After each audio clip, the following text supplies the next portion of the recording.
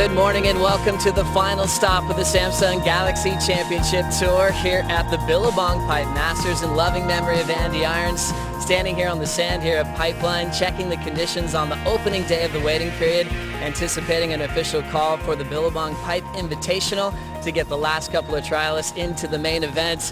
What an exciting year it's been. Thanks for joining us on a special edition of Dawn Patrol. I'm Joe Trappell alongside Ronnie Blakey. Morning, Ron. Morning, Joey, and morning, everyone. What a year we've had. It's been exciting, it's been scary at times, and it's been really unpredictable, and really we all have no idea what's about to unfold here at the Pipe Masters. Well, you think back on this season, starting with the Australian leg, the Brazilian Storm message was loud and clear, starting from Snapper, Margaret River, Bells Beach. Absolute domination. Amazing. Yeah, Filipe Toledo came out. I think we all expected that Medina would really take control early on the way he performed there last year, but the youngest surfer on tour getting the job done, and Adriano de Souza, one of the best starts we've seen in Championship Tour history. We had chances for certain title threats to really start making some moves and getting more points on the rest of their competitors, but we saw different winners. Even Flores picking up a win in Tahiti, but I think when you look back at wave quality, the Fiji Pro is going to be one we always remember. That was incredible, wasn't it? Two perfect heats for Owen Wright, and at that point he really got himself into this world title race. And throughout the year it was interesting watching. I think after Mick got the win at Trestles, we thought he's going to pull away. Europe, obviously, he's the most successful competitor on the Championship Tour over there, but it just didn't play out for him. That's right. Thinking about Portugal always being a wild card in the title race, it lived up to the expectations again. We saw Toledo pick up his third win leading up to this showdown at Pipe. The Triple Crown's been incredible. Congrats to Carmichael and win at Haleiwa. Mick Fanning getting his first ever win in Hawaii at Sunset Beach, and Maui was incredible. Carissa Moore, three-time champ. And then what happened in Piahi? I still am putting my head back together after that event. I think everyone is. The buzz after the Piahi Challenge was just completely set in. It was hard to shake it off, and everyone on the North Shore is still talking about it. Well, what we're here for this morning is a showdown like we've never seen before. We told you it was a special edition. Well, we have all 6 title threats here on the beach at the Bonsai Pipeline, as we want to say a big hello to Owen Wright, Adriano de Souza, Mick Fanning, Filipe Toledo, Gabriel Medina, and Julian Wilson. This has been such an incredible year, and we want to thank you guys so much for setting the alarms early. We're going to start with the Jeep ratings leader, Mick Fanning, 3-time world champ. If I could get you to stand up real quick, Mick. What an amazing run it's been this year. We think about all your world titles. They've all been taken in different ways, but you've never been in a title race with 6 guys coming into Pipe. Has it felt special or maybe a little more stressful than other years? A bit of both, thanks, Joe. Yeah. You know, it's amazing. You know, I knew at the start of the year as whoever was going to be in the title race, it was going to be a close one all the way till the end. The level on tour is just incredible, and you know, you can't sit there and book in, you know, quarterfinals every event these days. You know, there's so many ups and downs, and but yeah, never been in a race with so many people, and you know, there's so many eyes to watch. So it's exciting. Unreal. Thanks, Mick. All right. Julian Wilson, great to have you on the show. I'll get you to jump up, Jules. The world number 7 and the biggest outsider for the world title this year. But Julian, this time last year, you came to this event, you're outside the top 20, you got the win, you got the Triple Crown. What's it feel like to be standing back on these sands where you claimed the most prestigious trophy on the schedule? It's pretty special to be back here again. A few less people on the beach this morning than last time I was here on the finals day of Pipe.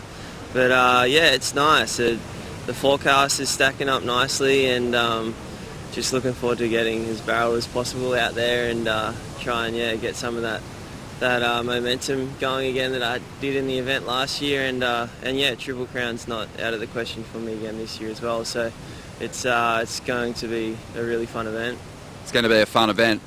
We know that you have to win this contest in order to have a shot at the world title. Are you confident that you can go back to back at the Pipe Masters? Oh, well, I guess I know exactly what I'm doing. There's no, like, if I make a few heats and someone doesn't, it's for me and Owen, we're going out there to win the event. And yeah, it's obviously a bigger gap than we both want, but to still have a shot at it, that's a special thing, and we'll be, you know, giving it everything I got, and yeah, hopefully take care of what I can take care of, and if I get lucky, I get lucky. Incredible turnaround from last season. kept that momentum going after the Pipe Masters and going to this final event. You got a shot at a world title, first time ever for you. One thing that I wanted to touch on, Mick Fanning's been a bit of a sounding board for you throughout this year. Have you been relying on him for much info lately, and what kind of tips has he been giving you? I hope you're not listening if he's telling you to wax the bottom of your boards or put your fins in backwards. Yeah, we've had a great year together, and obviously some highs and some and a few lows. But no, it's good. It's I have to say thanks for kind of helping me through the year, and it's just been good to have a mate on tour and be pushing each other, and we both had a pretty good year. Mick's in a great spot here coming into Pipe, and yeah, it's just probably not listening to him as much at the moment because he's right there, and I'm a roughie, so all the energy's kind of on Mick right now, and it's been a good year though. Best of luck in the event, Julian. Great having you on. Stay with us. Joe? Thank you, Ronnie and Julian. I'm here with world number 5, Owen Wright. Well, Owen, first off, you've been coming here to Pipeline for a long time, and you've been getting really, really barreled. Rumor has it you might have been pulling into maybe a couple of the best waves you've ever ridden in your Pipeline career in some free surfs. Is that true? It's yesterday. Not yesterday, the day before, I got the best wave I've ever had at Pipe, which I'm pretty stoked on. It's hard to get a wave out here. You got the local guys, you got the whole world tour here, all the QS guys, everyone's here, and I kind of just had a little bit of a special moment and paddled out, and paddled straight into the best wave I've paddled into, and came straight in and was like, oh well, that's done. That's never going to happen. So came in. Well done, Owen. Well, thinking about an amazing year, especially Fiji Pro, we can't get over it. Making history there, 2 heats with perfect 10s. You also seemed really carefree and happy-go-lucky, but then in the back half, it started looking like a couple losses maybe stung, lower trestles and also in the European leg. How is that carefree attitude? Did it change, or was it just something that we were seeing? I think for sure the start of the year is a bit more carefree, and then through the back half there was a few losses there that hurt for sure. I think if you can take a carefree approach, but at the same time you still have a goal, you still have a vision, and when those losses come in those early rounds, they hurt, but you just got to learn from them. And that's I heard Mick say before, the level of talent on this tour, you can't, there's not going to be any one dominator, I don't think, and that's why there's 6 of us standing here today. So I just think that there's ups and downs, and I think through the back half there was a couple for me, and coming in as number 5, I think I've got a bit of work to do. Well, Owen, you've surfed with these guys your whole career. Some of them are your teammates. You've been on free surfing trips. I kind of want to put you on the spot. It's coming down to Pipeline. Out of these world title contenders, in your mind, you can include yourself. Who's the best out here at Pipeline? Who's the best out here at Pipeline, out of all the title contenders? I'd have to give it to Mick, just with the experience. And, there's backdoor comes into play. And, I think he just when the job needs to get done, you just can't, Mick will just get it done. And, there's a lot of us in the play here, and, I'd have to say Mick. Well done, Owen. Thank you very much. This is a special edition of Dawn Patrol, and we have much more coming up onto the show. We'll take a quick break. We'll be right back here at the Billabong Pipe Masters after this.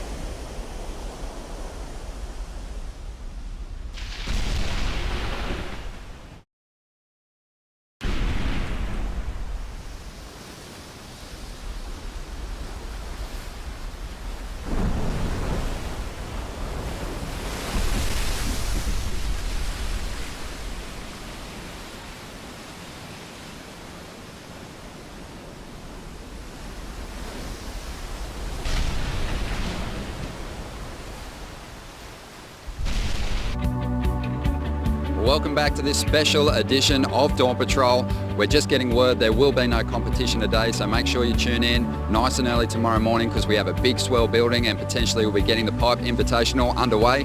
Right now though, we're enjoying talking to our world title contenders for the first time. There is 6, all of them on the show this morning, including current world number 4, Gabriel Medina. Gabriel, how are you?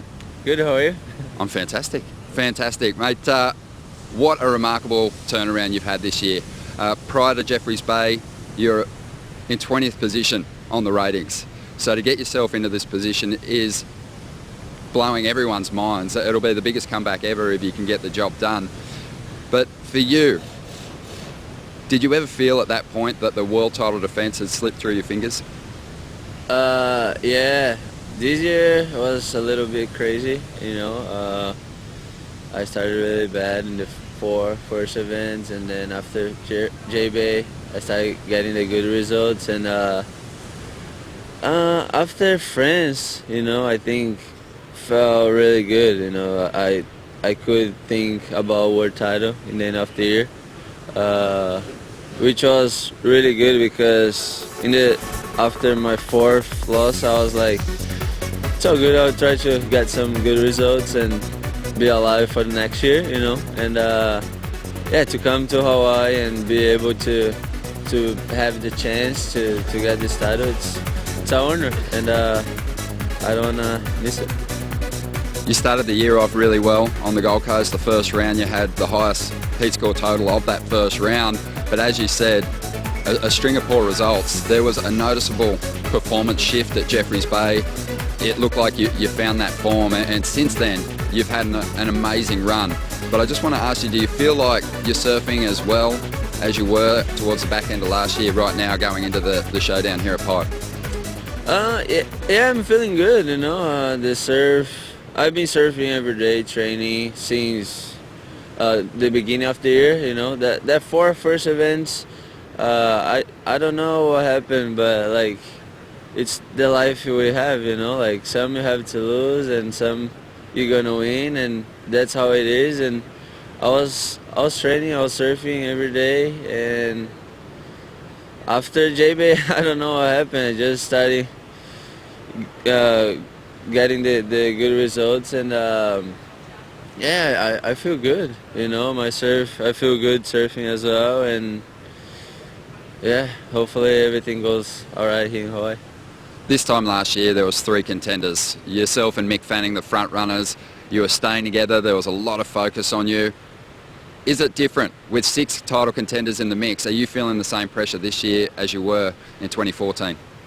No, I feel different. Last year I had a lot of pressure just because I was leading, and everyone was talking about it, you know, like to be the first Brazilian world champ and whatever, and I had a lot of more pressure. And this year I feel good. I don't feel pressure at all. I just what I need to do is go there and surf my best and try my best, and yeah, not thinking about world title. If it happens, it will happen, but yeah, nothing at all. I think all the front runners are looking at you as a major threat in this contest. Best of luck in the event. Thank you. Thank you very much, Gabriel Medina. I'm here with world number 3, Adriano de Souza. This has been a lifelong dream. You're standing in this position for a reason. Dedication, hard work, and now you're coming into Pipeline with the first time in your career for a shot at a world title. I just want to hear about the experience. You're finally here. This has been a big part of your dream. How are you looking coming into this event? Yeah, wonderful. Like, definitely the last 10 years of being on tour, this is our dream, you know, to sit here at Pipe and have a chance to win the world title. And all along this year, I've been looking at all the champs, you know, and I've been sitting down the beach, watching all those finals and screaming and crying and thinking like someday I'll be here, and then finals the day arrived. So I'm pretty happy to be here, and especially with 3 Brazilians, you know, we all run for the same way, and plus another 3 Aussie ones. So yeah, it'll be exciting. I can't wait to the study of the Pipe Masters. Well, Adriano, you've been dominant in a lot of events. Margaret River this season, you won a Moondaka back in the day. Bells Beach, you're always a threat to win. Coming into Pipeline, have yet to make a final series. On the QS level, you've come here to make a final at the Volcom Pipe Pro. We know you put in hard work to turn a weakness into a strength. What's been the prep work for you leading up into the Pipe Masters? Yeah, along with those years, I try to have most heats that I can at Pipeline, you know, so I use a little bit the QS, and I have a chance to make the final with Kelly and Mason and Wiggly, so it was kind of really fun out there, you know. I had so much lucky to compete that day. It was firing 10 feet, 4 heats, so for me it was unbelievable. And but right now it's all different, you know. We are different contests with different day, different situations, so I hope to be comfortable out there and do my best. Well, Adriano, we kind of look to you as kind of the unofficial leader of the Brazilian Storm. Well, making it official in the last couple of years, bringing in this next generation, showing them what hard work could really do and pay off. You have to be feeling really proud for the first time ever. It's not just one Brazilian contender, but 3 of them. Is that a proud moment for you?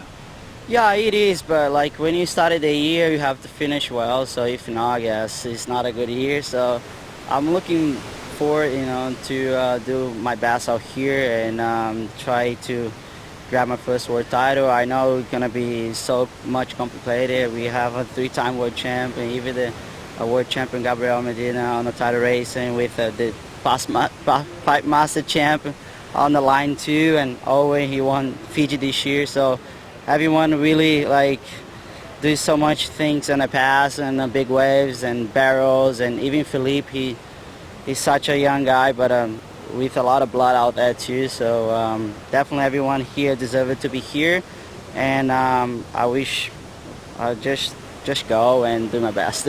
Well done, Adriano. Thanks so much for the time. We have to take another quick break here on this special edition of Dawn Patrol. When we come back, we'll talk to world number 2, Filipe Toledo. That's coming up next.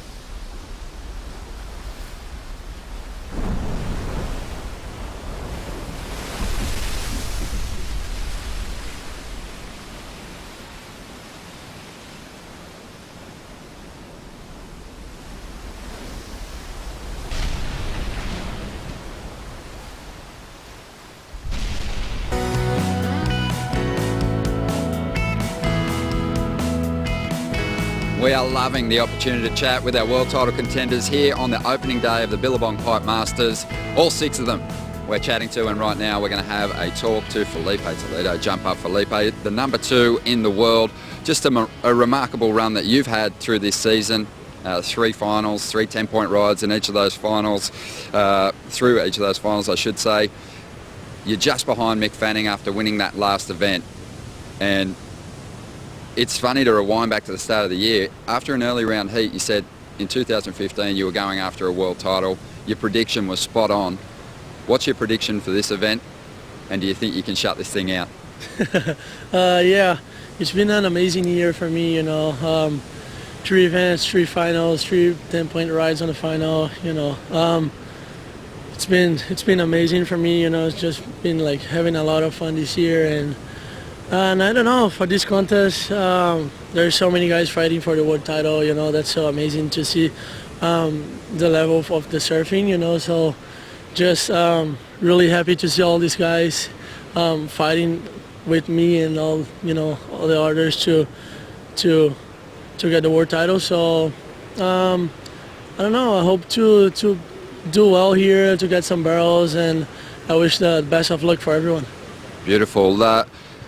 It was a bold statement to make. You'd never cracked the top 10 before. You hadn't had a CT victory. There's a lot of talented surfers on this championship tour. What changed for you? What advice can you give them to elevate their performance? Yeah, just like keep it super focused, training super hard too, and yeah, travel a lot. You gotta travel, gotta get a lot of experience with like Fiji, Tahiti, even here at Pipe. So just keep focused and train super hard. You mentioned that it's been a really fun ride for you this season. Has any part of being a title contender been difficult? The extra attention from the fans and the media, has that troubled you at all? Yeah, of course. To be a world title contender, it's way different to be like the on the 20 spot on the ranking. But and I feel good though. I feel like different now. So excited. There's like a motivation. So just feel super happy, and then just can't wait to see how this thing's gonna end. It's going to be a really good show, that's for sure. I want to say on behalf of a lot of the surf fans around the world, there was a lot of talk that you were actually saving some events in ordinary conditions with your great performances in those finals. So well done, and we look forward to seeing you put yourself to the test out here at Pipeline. Okay, thank you. Thank you very much, Filipe Toledo, world number 2. Now back to world number 1 on top of the Jeep leaderboard. If you don't mind standing up one more time, Mick Fanning. Thinking about this year, some people might say that you're winning regardless of what happens in the title showdown from what happened at the J-Bay Open. Do you feel the same way? Yeah, definitely. Excuse me. Yeah, look, that was a day that sort of changed the course of our lives, and yeah, I consider myself extremely lucky. I was lucky beforehand. Now I'm even more lucky, to walk away from something like that. There's other people that haven't, and so yeah, I'm just happy that I'm here. I got a second chance of just having fun and doing what I love. Thank you, Mick. Well, speaking of heavy situations, the one went down here at Pipeline a couple of days ago. Evan Geiselman had a really scary wipeout. Can you tell us what happened there, and what really role that you played in it? Yeah, look, I was just walking down the beach, and I saw Evan pull into one and sort of didn't really think much of it. And as I was walking past the Billabong house, they all started screaming at me, and I thought they would write me off, as they usually do. And then they were like, Evan's there, and luckily for Andre Botha was there and got Evan, and gave him mouth to mouth out in the water. He was knocked out, unconscious, and it was under for about 3 waves, I think. And then yeah, there was a few of us, Danny Fuller, Kalani Chapman, Jason Federico, were on the beach ready to paddle out, and we just started sprinting as fast as we can. And yeah, and then the North Shore lifeguards came in as well, and we got him to the beach, and yeah, luckily he came back, and yeah, just so thankful that something bad it wasn't worse, so it was a really heavy situation, and to all the Geiselman family, I'm just so stoked that he's still here. Epic, Mick. Well, in a heavy situation like that before an event at Pipeline, does that get in your head on how you approach this wave, reminding us how dangerous it really is? Yeah, I think you always know that it's dangerous, and it's sort of like a 50-50 chance. You've got to go to put yourself over the ledge, and you've got to do that to get those best scores. I guess the one good thing for us is that we got the Hawaiian Water Patrol, who are the best safety team for us in the world, and you know, they're right on top of you. So if anything bad happens, they're straight there. They've got the jet skis, they've got, you know, the guys on the back of the ski, and you know that they're going to look after you. So, you know, they're sort of like your flotation device in a way, and it's yeah, you sort of just got to almost put it out of the back of your mind, and you know, but in the same sentence, make calculated risks, not, you know, just throw yourself over on stupid ones. Well, thinking about the European leg, for your standards, you might look at that as an opportunity that went by, where you could have closed out on some points and got a little momentum. Thing was, you came to Sunset Beach, a place where you hadn't won before. You took your first ever win in Hawaii. Congrats on that. And just thinking about that winning feeling, was that actually an important move to kind of carry that feeling into Pipeline? Yeah, look, you know, Europe was one of those ones. You know, in France, I felt like I was playing catch up a lot. I was always starting heats slow, and so went to Portugal and tried to, you know, rectify that, and just made one quick mistake, and that was the heat pretty much. And but yeah, you know, for Sunset, the main goal was just get prepared. You know, get back into that mental frame of you know, surfing heats and winning heats, and you know, a lot of it was based on preparation. And yeah, then before I knew it, well, in the final with Jules and John and Wilco, and yeah, it was waves were pumping. So I was stoked to, you know, be paddling back out Sunset with no other guys except those guys, and yeah, it was fun. It was a great event, and you know, I was just really honoured to get my first ever win here in Hawaii. You know, it was my 7th final in Hawaii, and I was always bridesmaid or 3rd or 4th. So yeah, it was good to get a win. Well, congrats. What a big moment for you. Thinking about scenarios, we asked you about a world title after your first seeded snapper, and you kind of try to push it off. Well, now I think it feels like it's finally time. Do you look at those scenarios and see who is going to be a biggest threat to you coming into this last event? Oh yeah, definitely. I think everyone sort of knows what's going on. You know, I guess at this stage, you know, Filipe's, even though I'm the ratings lead, I'm actually leading, but it's actually Filipe really. You know, if he makes that 3rd round, he's in the lead. So, you know, we know that, and it's really close between the top 3, and then, you know, we're going to make heats to knock the other guys out. So, you know, you look at those things and you sort of, you know, you want to know, well, for me anyway, I want to know exactly what is needed, and then you try and push it away and just go and surf, and yeah, hopefully you get some good ones at backdoor or pipe. That's right. Thank you so much, Mick Fanning. A really special moment to catch up with you, and all of our world title contenders joining us here on the set. Good luck and good waves, and let's really put everything on the line here at the Billabong Pipe Masters. Thanks for joining us on this special edition of Dawn Patrol. The Pipe Invitational is off for the day, but we have 2 spots left into the main event that could go down tomorrow, and we'll look forward to getting that official call early in the morning if you join us on Dawn Patrol, 7:30 local time. We'll see you bright and early, and join us on WorldSurfLeague.com. Until then, see you later.